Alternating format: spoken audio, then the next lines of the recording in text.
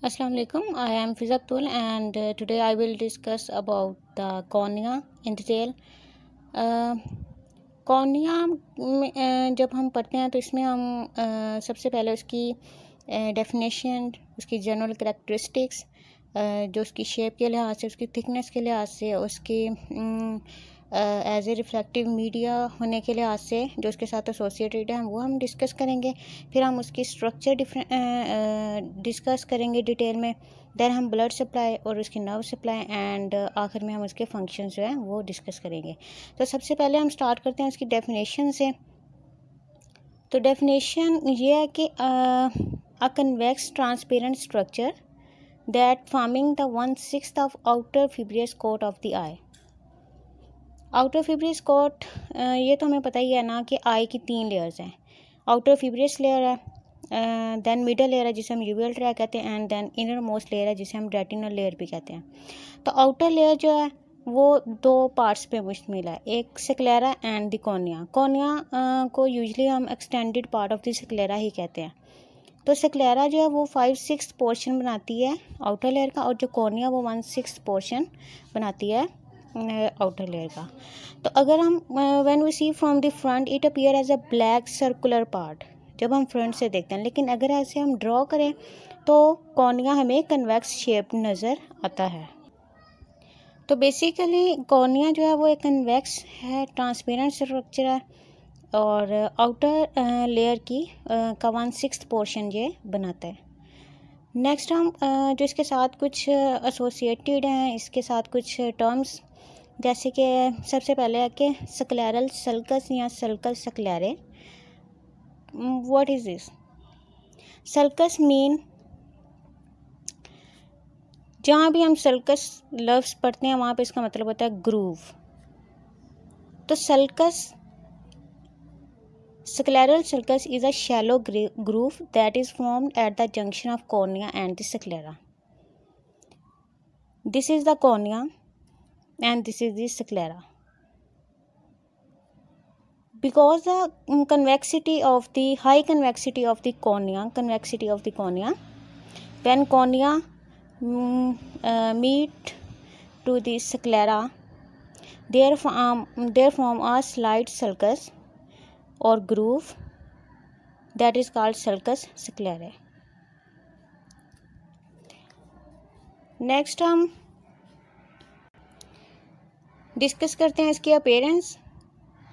तो जब हम एंटीरियर सरफेस से हम देखते हैं तो कॉर्निया लुक्स कन्वेक्स, एंड जब हम पोस्टीरियरली देखते हैं तो cornea appear as a concave. तो एंटीरियरली कॉर्निया कन्वेक्स है और पोस्टीरियरली कॉर्निया कनकेव है। थिकनेस जो है वेरी करती है from one region to other. In this centre cornea is thinnest and the its thickness is 0.5 to 0.6 millimeter, whereas at the periphery cornea is thicker and it is 0.7 millimeter here. इसकी thickness very की करती है, ये हम next discuss करेंगे जब हम structure को डिटेल में डिस्कस करेंगे। देन रिफ्लेक्शन ऑफ लाइट है। तो सबसे ज़्यादा जो रिफ्लेक्शन है वो कॉर्निया की एंटीरियर सरफेस पे होती है। क्यों ज़्यादा होती है? हमें पता है कि रिफ्रैक्शन वहाँ पे ज़्यादा होती है जहाँ पे रिफ्रैक्टिव इंडेक्स का डिफरेंस ज़्यादा आ रहा होता है। तो अगर देखा जाए तो एयर का रिफ्रैक्टिव इंडेक्स 1 होता है, वेराज कॉर्निया का 1.38 होता है, लेकिन एक्वस ह्यूमर का 1.33 होता है। तो एंटीरियर सरफेस जब हम लेंगे तो इसको और इसको कंसीडर करेंगे, इन 2 रिफ्रैक्टिव इंडेक्सेस को, तो 1.38 और 1 का डिफरेंस जो है वो ज़्यादा आ रहा है। लेकिन अगर हम पोस्टीरियर सरफेस का देखेंगे तो 1.38 और 1.33 को हम करेंगे कंसीडर, तो इनका डिफरेंस इससे तो कम है ना। तो इन दोनों के हाई डिफरेंस की वजह से रिफ्लेक्शन जो है वो एंटीरियर सरफेस पे ज़्यादा होगी, और इसी एंटीरियर सरफेस की रिफ्लेक्शन की वजह से इसे हम पावरफुल रिफ्लेक्टिव मीडिया ऑफ आई कहते हैं। क्योंकि देखें, अगर 60 डायोप्टर है ना टोटल आई की पावर, रिफ्लेक्टिव पावर, तो उसमें से 40 to 45 जो होगी वो कॉर्निया कर रहा है, डायोप्टर वो कॉर्निया की है, और रिमेनिंग जो है 15 to 18 और 20 वो हमारा लेंस कर रहा है। तो बेसिकली जो हमारा कॉर्निया है वो ज़्यादा रिफ्रैक्शन करवा रहा है, इसलिए हम इसे पावरफुल रिफ्रैक्टिव मीडिया ऑफ आई कहते हैं, रिफ्रैक्टिव इंडेक्स के डिफरेंस की वजह से। देन हम डिस्कस करेंगे इसकी स्ट्रक्चर डिटेल में। तो स्ट्रक्चर इसकी इस तरह है कि it consist of 5 layers of the cells. First है epithelium, then Bowman's layer, then stroma जिसे हम सब्सटेंशिया प्रोप्रिया भी कहते हैं, then Descemet membrane and the last is the endothelium. तो अगर हम देखें इस पिक्चर में तो हमें क्लियर नज़र आएगा कि अगर ये कॉर्निया, तो इसका इतना सा पार्ट अगर हमने लिया और इसे हमने यहाँ पे देखा है माइक्रोस्कोपिकली और फ्रॉम द अदर वे, तो हमें नज़र आ रहा है कि ये एक जो है इतना हिस्सा ये क्या है एपिथेलियम जो कि फर्स्ट लेयर है, देन इसकी बोमेन लेयर है ये, then stroma and Descemet membrane and then is the endothelium. तो ये है स्ट्रक्चर जो है कि टोटल कॉर्निया की है, जिसमें 5 लेयर्स हैं। अभी हम सबसे पहले डिस्कस करेंगे एपिथेलियम को। तो एपिथेलियम को हम जनरली अगर डिस्क्राइब करते हैं तो epithelium further 5 layers of cells पे मुश्तमिल है। It consist of 5 layers of cells और इसकी टोटल थिकनेस जो 50 to 60 माइक्रोमीटर है और स्ट्रेटिफाइड है, मींस इसमें सेल्स जो हैं वो अरेंज हैं इन लेयर्स। और अगर हम जनरली ऐसे ही देखें तो सुपरफिशियल सेल्स हमें जो है वो फ्लैटेंड और स्क्वेमस सेल्स होंगे उसके, सुपरफिशियल सेल्स एपिथेलियम के, लेकिन जो डीप सेल्स हैं वो कलमनर हैं।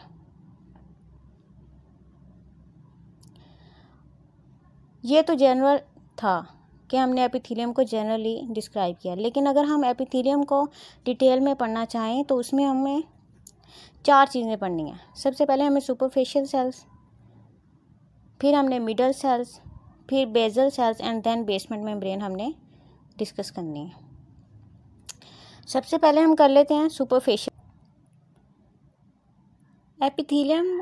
जो हमने पढ़ा है कि 5 लेयर्स होती हैं, 5 लेयर्स ऑफ सेल्स पे कंसिस्ट होता है, तो उसमें 2 to 3 लेयर्स अपर लेयर्स होंगी या आउटर लेयर होंगी, उन्हें हम सुपरफिशियल सेल्स लेयर कहेंगे। तो दी सुपरफिशियल सेल्स फ्लैटेंड होंगे और इनके जो न्यूक्लियाई हैं वो भी हॉरिजॉन्टल होंगे। आप देख सकते हैं यहाँ पे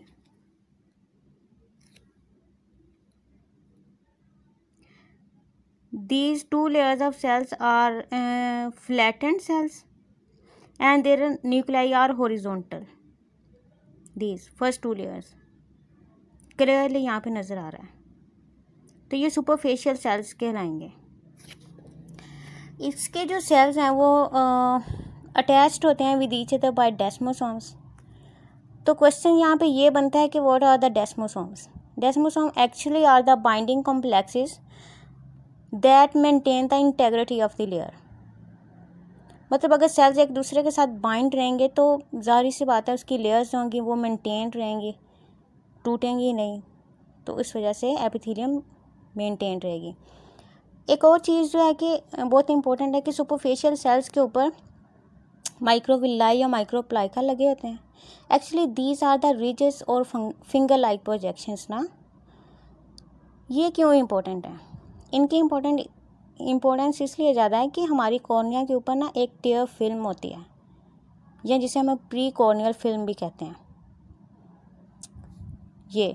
ये अगर हमारा कॉर्निया है तो ये क्या होगी? टेयर फिल्म होगी। इसकी 3 लेयर्स होती हैं टेयर फिल्म की। पहली एक्विस लेयर होती है, फिर ऑयली होती है और फिर म्यूकस लेयर होती है। तो ये जो 3 लेयर्स हैं ना, ये डिफरेंट ग्लैंड्स हैं हमारी आँख में, तो वो इन लेयर्स को रिलीज़ करते हैं। ये क्यों इम्पोर्टेंट होती है? इससे ना कॉर्निया मॉइस्ट रहता है, और कॉर्निया मॉइस्ट रहता है तो कॉर्निया के जो सेल्स हैं एपिथेलियल सेल्स वो ग्रो भी सही तरीके से होते हैं, वो डैमेज नहीं होते हैं।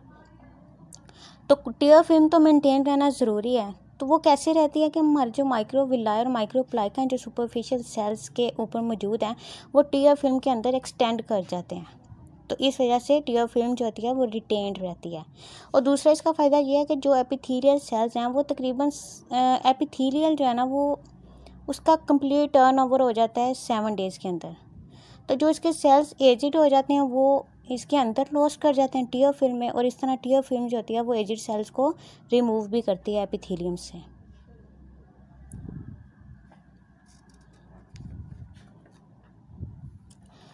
नेक्स्ट हम पढ़ेंगे मिडल लेयर सेल्स, जिन्हें हम विंग सेल्स भी कहते हैं। विंग सेल्स इन्हें इनकी स्ट्रक्चर की वजह से कहा जाता है, क्योंकि ये एंटीरियरली ये कन्वेक्स होते हैं और पोस्टीरियरली इनकी कनकेव स्ट्रक्चर होती है, तो इसलिए इन्हें विंग सेल भी कहा जाता है। और ये पॉलीहेड्रल होते हैं, इनके बहुत सारे हेड्स होते हैं, इनके न्यूक्लियाई राउंड होते हैं और ओवल होते हैं। ये भी डेस्मोसोम्स के ज़रिए ही अटैच होते हैं एक दूसरे के साथ, और इनके सेल्स के दरमियान गैप जंक्शन होते हैं जो कि फ्री इंट्रासेलुलर कम्युनिकेशन करवाता है फ्लूइड के। अगर आप देखें यहाँ पे तो ये जो थर्ड लेयर है इसके जो सेल्स हैं वो फ्लैटेंड नहीं है, उसकी जो शेप है वो डिफरेंट टाइप की है ना, पॉलीहेड्रल टाइप, और इनके दरमियान गैप जंक्शंस भी हैं। इनके न्यूक्लियाई भी ओवल से ही है, ओवल और राउंड। नेक्स्ट हम जो है वो थर्ड लेयर एपिथेलियम की पढ़ेंगे, जो कि बेसल लेयर है। ये सिंगल सेल लेयर है और इसके जो सेल्स हैं वो कलमनर हैं, कलमनर शेप के हैं, और ये भी डेस्मोसोम के ज़रिए ही अटैच होते हैं। लेकिन इनमें एक और चीज़ बहुत इंपॉर्टेंट है कि इनमें जो है ना हेमीडेस्मोसोम प्रेजेंट होते हैं इस लेयर पे। हेमीडेस्मोसोम्स क्या करते हैं, ये बेसल सेल्स को बेसमेंट मेम्ब्रेन के साथ अटैच करते हैं। Basement membrane actually basal cells के बिल्कुल पोस्टीरियर पाई जाती है, मतलब नीचे उसके। तो हेमीडेस्मोसोम बेसल सेल्स और बेसमेंट मेम्ब्रेन को अटैच करते हैं, जबकि डेस्मोसोम सेल्स को आपस में अटैच करते हैं। इनके अंदर भी गैप जंक्शंस, इनके सेल्स के दरमियान भी गैप जंक्शंस पाए जाते हैं। हेमीडेस्मोसोम्स स्ट्रोमा में भी देखे गए हैं, इसका कुछ पार्ट स्ट्रोमा में भी देखा गया है। वो कैसे हैं? हमने पढ़ा कि डेस्मोसोम्स जो हैं वो बाइंडिंग कॉम्प्लेक्सेस हैं, एडिशन कॉम्प्लेक्सेस हैं। तो हेमीडेस्मोसोम भी तो बाइंडिंग कॉम्प्लेक्सेस हैं, लेकिन इसका एक पार्ट होता है कोलेजन फिब्रिल्स, या जिन्हें हम एंकरिंग फिब्रिल्स भी कहते हैं। तो ये क्या करते हैं कि ये पास करते हैं, ये हेमीडेस्मोसोम के साथ अटैच होते हैं, तो ये बेसमेंट मेम्ब्रेन से पास करते हैं, फिर बोमेन मेम्ब्रेन से पास करते हैं और स्ट्रोमा के अंदर आ जाते हैं। और स्ट्रोमा के अंदर आके ये मल्टीपल ब्रांचिंग करते हैं और as a result anchoring plaques बनते हैं। जैसे अगर हम यहाँ पे देखें तो हमने पढ़ा कि बेसल सेल्स कलमनर सेल्स होते हैं। ये कलमनर सेल्स हैं, तो ये आपस में बेसमेंट मेम्ब्रेन के साथ अटैच होते हैं हेमीडेस्मोसोम के साथ। तो हेमीडेस्मोसोम के साथ जो एंकरिंग फिब्रिल्स या कोलेजन फिब्रिल्स होते हैं वो यहाँ से मूव करते हैं, बेसमेंट मेम्ब्रेन को पास करते हैं, ये बोमेन मेम्ब्रेन को पास करते हैं, ये स्ट्रोमा के अंदर आ जाते हैं और यहाँ पे मल्टीपल डिवीजन करते हैं और एक ब्रांच टाइप कुछ कम्प्लेक्सेस बनाते हैं जिन्हें हम एंकरिंग प्लेक्स कहते हैं। तो इस तरह से हेमीडेस्मोसोम जो स्ट्रोमा के अंदर देखे गए हैं वो इस तरह से स्ट्रोमा के अंदर आए होते हैं। फिर हम पढ़ेंगे बेसमेंट मेम्ब्रेन। तो बेसमेंट मेम्ब्रेन जो बहुत प्रोमिनेंट होती है और फीमली अटैच होती है बोमेंस लेयर होती है। बोमेंस लेयर जो कि सेकंड लेयर है कॉर्निया की, अगर हम आउटर टू इनर जाएं तो हमने पढ़ा था कि थिकनेस वेरी करती है कॉर्निया की। तो यहाँ पे हम पढ़ेंगे कि वाई थिकनेस वेरीज, क्योंकि पेरीफ्री कॉर्निया की पेरीफ्री पे here if this is the eye and this is the cornea, here periphery पे बेसल सेल्स जो होते हैं वो ज़्यादा अमाउंट में होते हैं। अगर सेंटर में कॉर्निया की 5 लेयर्स हैं ना, यहाँ पे अगर कॉर्निया की 5 लेयर्स हैं तो पेरीफ्री पे कॉर्निया की 10 लेयर्स ऑफ एपिथेलियम होंगी। 10 लेयर्स कैसे बनेंगे? बेसल सेल्स ज़्यादा अमाउंट में होते हैं। बेसल सेल्स का असल में काम ये होता है कि इनकी माइटोटिक डिवीजन होती है इनमें, और न्यू एपिथेलियल सेल्स पेरीफ्री पे बनते हैं। जब पेरीफ्री पे न्यू एपिथेलियल सेल्स बनते हैं तो वहाँ पे सेल्स ज़्यादा हो जाते हैं, तो थिकनेस उसकी ज़्यादा हो जाती है। तो फिर ये सेल्स जो पेरीफ्री पे बनते हैं ये एमीबॉइड मूवमेंट करते हैं और सेंटर में आ जाते हैं। तो ये तो हमने पहले भी डिस्कस कर लिया कि कंप्लीट टर्नओवर जो होता है वो एपिथेलियम का वो 7 डेज़ में तकरीबन हो जाता है। नेक्स्ट हम डिस्कस, ये सारा था एपिथेलियम के बारे में, फर्स्ट लेयर के बारे में, जो कि फर्स्ट लेयर है। नेक्स्ट हम पढ़ते हैं Bowman's layer. Bowman's layer actually second layer है कॉर्निया की। जब हम आउटर टू इनर जाएं तो it is present posterior to basement membrane and anterior to the stroma. It is acellular and consist of interwoven collagen fibrils. और ये collagen fibrils भी unevenly arranged होते हैं, ऑर्गेनाइज्ड नहीं होते हैं। और कोलेजन फिब्रिल्स ये वही वाले भी हो सकते हैं जो कि एंकरिंग फिब्रिल्स हमने पहले पढ़ा कि हेमीडेस्मोसोम के साथ अटैच होते हैं और वो बोमेंस मेम्ब्रेन को क्रॉस करके स्ट्रोमा में चले जाते हैं। और अगर ये एक दफ़ा डिस्ट्रॉय हो जाए तो ये रीजनरेट नहीं करती। यहाँ पे देखें, ये इतना हिस्सा है एपिथेलियम एंड देन ये है बोमेन लेयर और ये है स्ट्रोमा, यहाँ से यहाँ। तो बोमेंस लेयर यहाँ पे देखें तो ये एपिथेलियम के अंडर और स्ट्रोमा के अपर हिस्से में बोमेंस लेयर है। तो ये हो गया बोमेंस लेयर के बारे में। अब हम पढ़ेंगे स्ट्रोमा के बारे में, या जिसे हम सबस्टेंशिया प्रोप्रिया भी कहते हैं। ये मोस्ट इम्पोर्टेंट लेयर है कॉर्निया की। About 90% of the total thickness cornea की स्ट्रोमा की वजह से होती है। ये ट्रांसपेरेंट होती है और कम्पैक्ट होती है। और ट्रांसपेरेंट क्यों होती है ये हम आगे थोड़ा डिस्कस करते हैं। अगर इसकी कंपोजिशन की बात करें तो ये 200 to 250 फ्लैटेंड लैमेला से बनी हुई होती है। लैमिला क्या है? लैमिला समझ लें एक प्लेट ऑफ टिश्यूज़ या एक पैकेट ऑफ टिश्यूज़ जिसमें कन्फाइंड टिश्यूज़ या कुछ मटेरियल प्रेजेंट होता है। और इस ईच लैमिला की जो थिकनेस है वो 2 माइक्रोमीटर है। अब लैमिला में क्या है ये तो हमने पढ़ा ना, 200 to 250 फ्लैटेंड लैमिला होते हैं। तो lamella actually consist of collagen fibrils जो कि मोस्टली टाइप 1 कोलेजन के होते हैं और स्मॉल अमाउंट में 3, 5th और 6th कोलेजन फिब्रिल्स भी होते हैं। और ट्रांसपेरेंसी इसलिए इनकी होती है कि ईच लैमिला में जो कोलेजन फिब्रिल्स होते हैं वो एक मखसूस डायरेक्शन में होते हैं और वो सारे एक ही डायरेक्शन में होते हैं।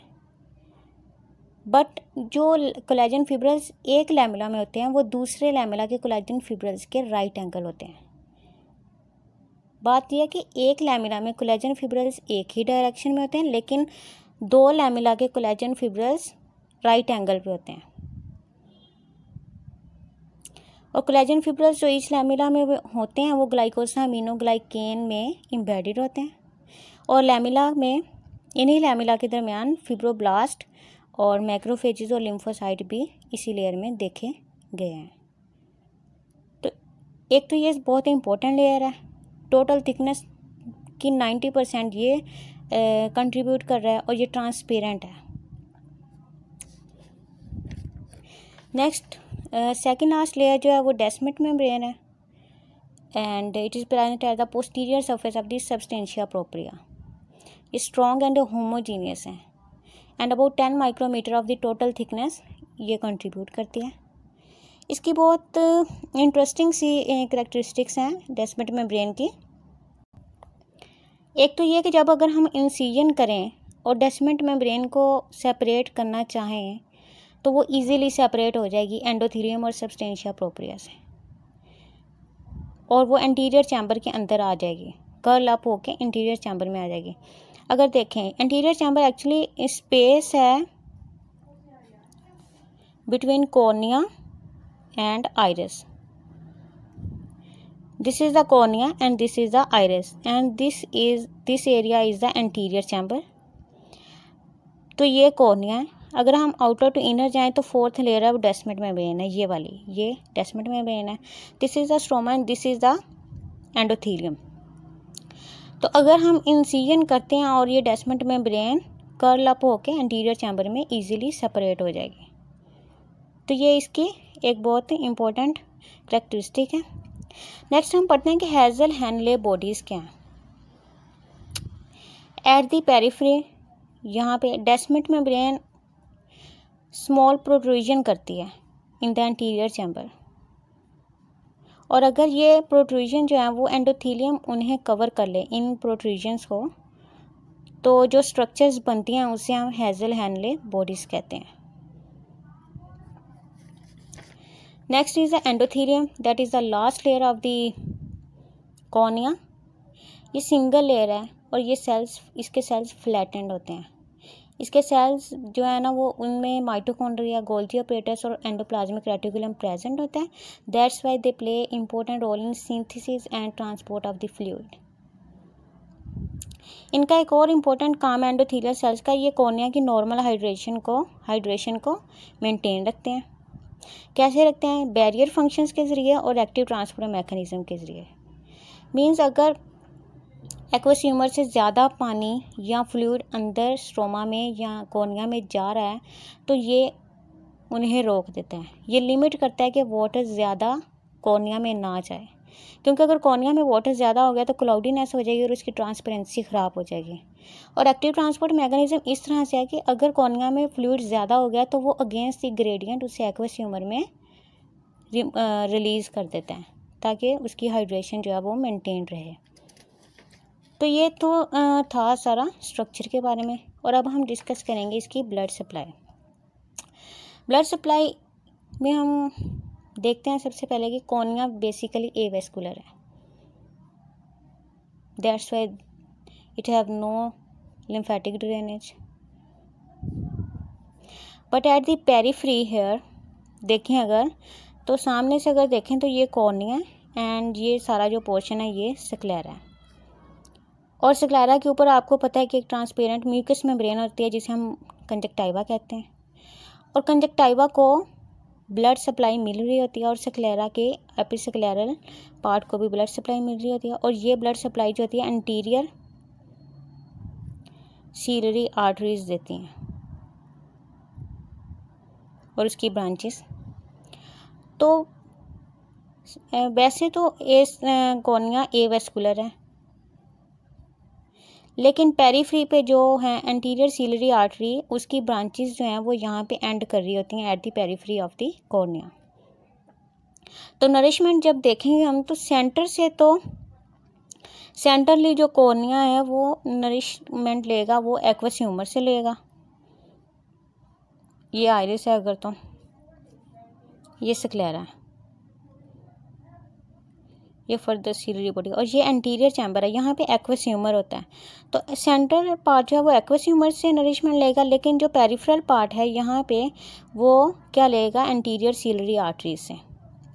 और ऑक्सीजन भी कैसे लेगा? ऑक्सीजन जो सेंट्रल पार्ट है वो डायरेक्टली एयर से लेगा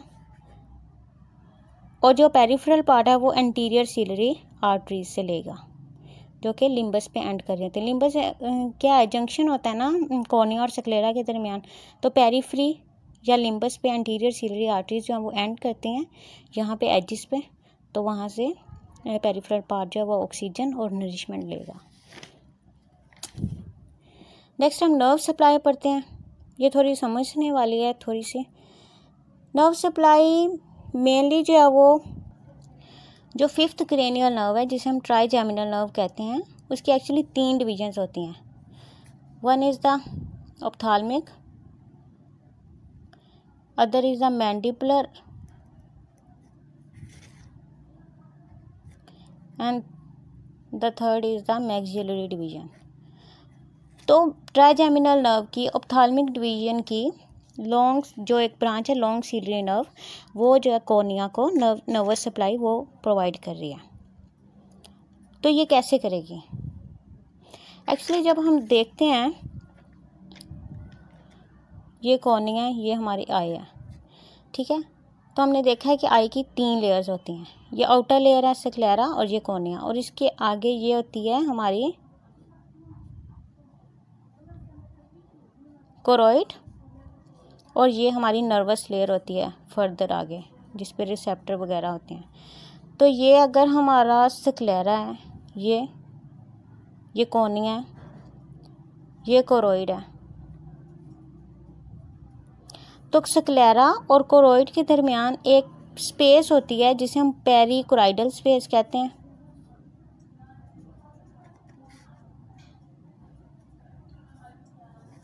पेरिकोराइडल स्पेस कहते हैं। पेरिकोराइडल स्पेस में सीलरी नर्व्स और वेजल्स मूव करते हैं।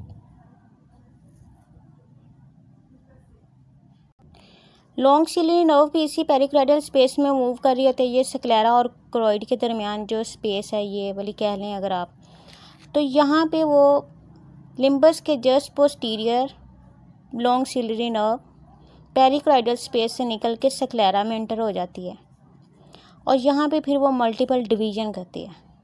मल्टीपल डिवीजन करके वो एक नेटवर्क बना देती है फाइबर्स का, जिसे हम प्लिक्सिस कहते हैं और इससे एनुलर प्लिक्सिस का नाम दिया गया। फिर वो ब्रांचेस जो होती हैं वो फर्दर पास करती हैं और स्ट्रोमा में या सब्सटेंशिया प्रोप्रिया में चली जाती हैं। वहाँ पे उनकी फर्दर डिवीजन होती है। जब उनकी डिवीजन ज़्यादा होती है तो फाइबर्स जो होते हैं वो उनके माइलिन शीथ लूज़ कर जाती है, उन पे माइलिन शीथ नहीं होती है और फिर फर्दर वो एक्सटेंड करते हैं आगे बोमेंस लेयर में और फिर एट द एंड वो एपिथेलियल सेल्स तक चली जाती हैं। जब तक वो एपिथेलियल सेल्स तक पहुंचती हैं उनकी माइलिन शीथ उन पे नहीं होती, एक्सॉन्स की कोई माइलिन शीथ नहीं होती है और उनकी नर्व एंडिंग्स भी स्पेशलाइज्ड नहीं होती हैं। तो ये एक दफ़ा दोबारा देख लें कि लॉन्ग सिलियरी नर्व जो पेरिक्राइडल स्पेस में मूव कर रही होती है, वहाँ से वो स्क्लेरा में एंटर करती है just posterior to the limbus. फिर स्क्लेरा से आगे वो डिवीजन होती है उसकी और वो स्ट्रोमा में चली जाती है। स्ट्रोमा से आगे वो बोमेंस लेयर से आगे at the end epithelial cells में चली जाती हैं। नेक्स्ट जो आखिरी हम पढ़ेंगे कॉर्निया के बारे में, जो आखिरी इसका टॉपिक है वो है फंक्शंस ऑफ कॉर्निया। तो कॉर्निया का सबसे पहला फंक्शन तो यही है कि ये most important refractive media of the eye है। पहले भी हमने डिस्कस किया ये क्यों है, क्योंकि एंटीरियर सरफेस पे जो रिफ्रैक्टिव इंडेक्स है एयर और कॉर्निया का वो डिफरेंस ज़्यादा होता है, इस वजह से वहाँ पे रिफ्रैक्शन ज़्यादा होती है। और 60 डायोप्टर अगर आई की पावर है टोटल तो उसमें से 40 to 45 जो है वो कॉर्निया करवा रहा होता है। और ये दूसरा इसका फंक्शन क्या है, ये टीयर फिल्म को रिटेन करता है। टीयर फिल्म को रिटेन करने में कॉर्निया की हेल्थ जो है वो मेंटेन रहती है। कॉर्निया के एपिथेलियल सेल्स जो होते हैं वो जल्दी उनका टर्नओवर हो रहा होता है।